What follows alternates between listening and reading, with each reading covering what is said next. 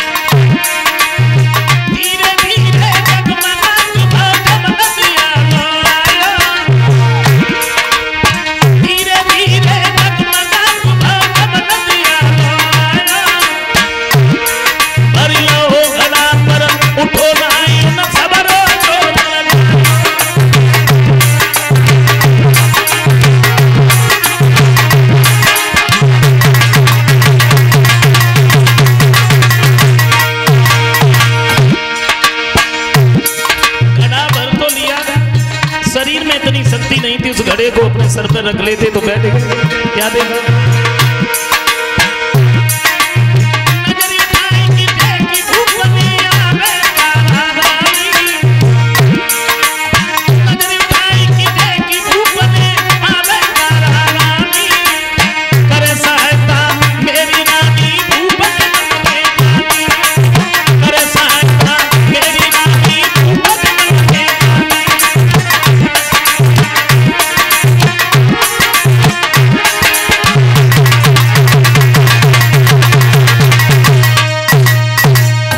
देखा सामने से तारा आ रही है। तारा को देख करके महाराज हरिश्चंद्र के दिल में को तसल्ली बंधी।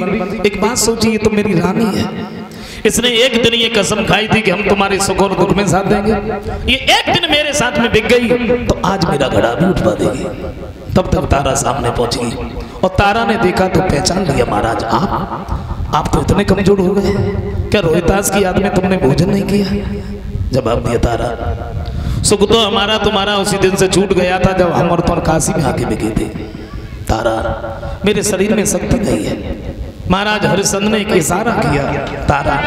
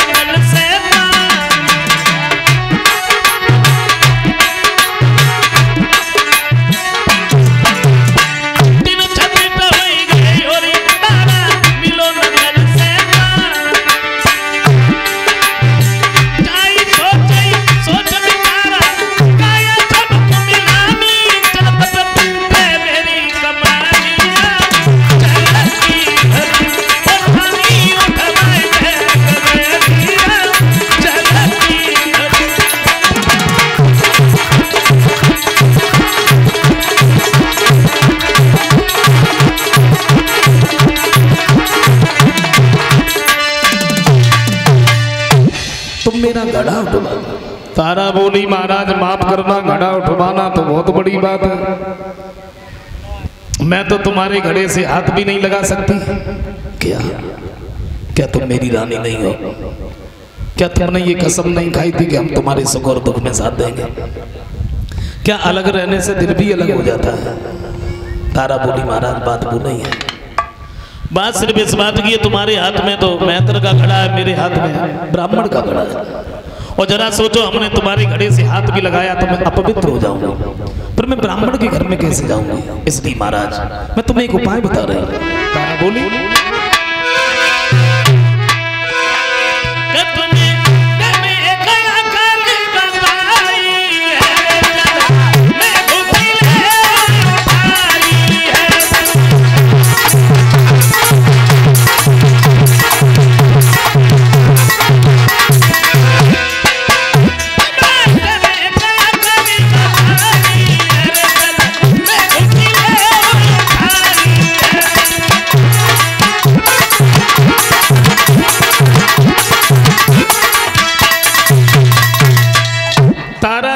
महाराज आप जब जल में घुसोगे तो ताकत कुछ कम लगेगी, घड़ा उठा लेना चलेगा ना। महाराज हरिश्चंद्र ने जब ये सुना तारा ने तो अपना घड़ा उठाया, वो तो चली गई। महाराज हरिश्चंद्र बैठे के बैठे रह गए। क्या ये वही रानी है जो इसने एक दिन ये कसम खाई थी कि हम तुम्हारे सुख और दुख में साथ देंगे?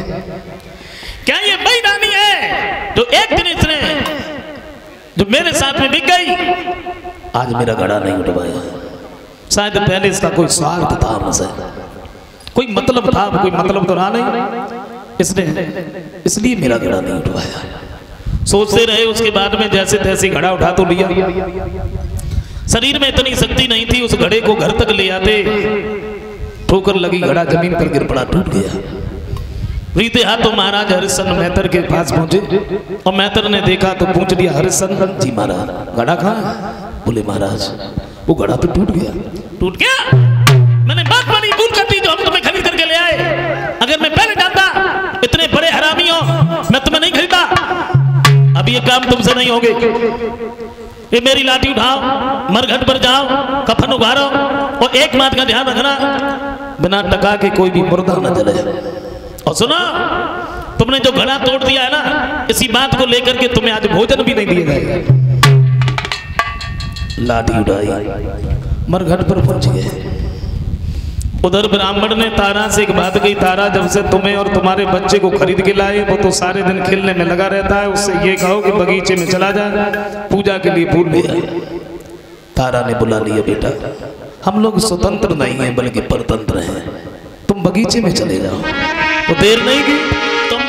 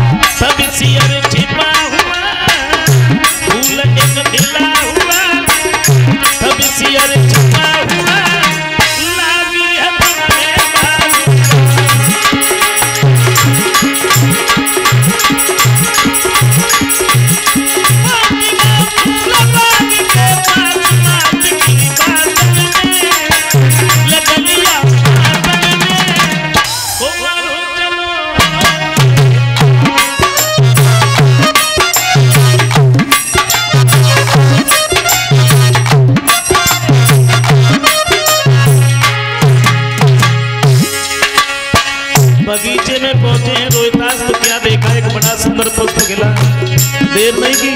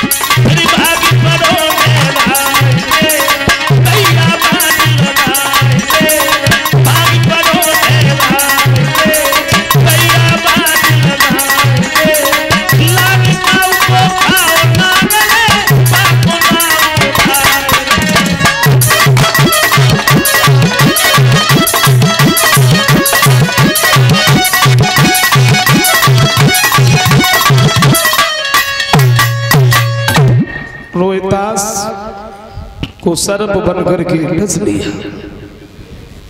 रोहितास उसी जगह पर बिलखने लगा। विश्वामित्र जी भागे, गांव की गलियों में आवाज लगाई, किसी का लड़का बगीचे से फूल लेने के लिए गया, लेकिन एक निर्दयी सर्प ने उसे डस लिया।